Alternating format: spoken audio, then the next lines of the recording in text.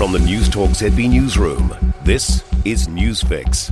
In this update, Endometriosis New Zealand says our 2020 guidelines are no longer fit for purpose. It's calling on the government to replace them with new recommendations from the Royal Australian and New Zealand College of Obstetricians and Gynecologists. Chair Dr. Michael Wynne-Williams says endometriosis comes at a huge cost to our society. It is important that the New Zealand government commits to having a national action plan for endometriosis. 1 in 10 women likely have endometriosis, so it's about 120,000 individuals in New Zealand. An international defence analyst says the Russian president was the clear winner after yesterday's summit with President Trump. Paul Buchanan says President Putin displayed his mastery at manipulation. No ceasefire was agreed. Ukraine President Volodymyr Zelensky is visiting the White House next week. The IHC says an autistic man who's been kept in mental health care for minor offending has had his human rights breached. The man, known only as Jay, has been at Auckland's Mason Clinic for more than 20 years after smashing his neighbour's windows with an axe.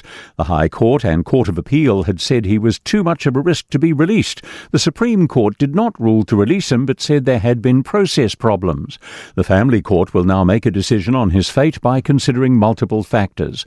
IHC Advocacy Director Tanya Thomas says the man needs to be at the centre of future decisions. Really keen that Jay gets the support that he needs moving forward. Pressure is on the government to recognise a Palestinian state with demonstrations across the country.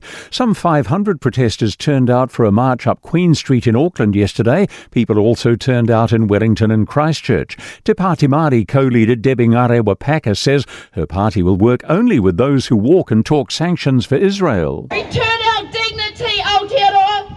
Stand up for what is right. There's only one side to support in genocide. Only one side. That's news. In sport, a second-half lapse will go under the microscope for the All Blacks following their 41-24 rugby championship win over Argentina.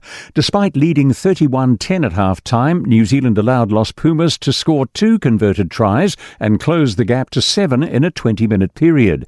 Captain Scott Barrett says Test matches often have swings in momentum, and he's pleased they responded well. It's about sort of riding out and I guess turning the tide on that, not staying up against it for too long because you get cards and you put yourself in a bigger hole. A much-needed confidence boost for Hamish Kerr in his win at the latest Diamond League event in Poland.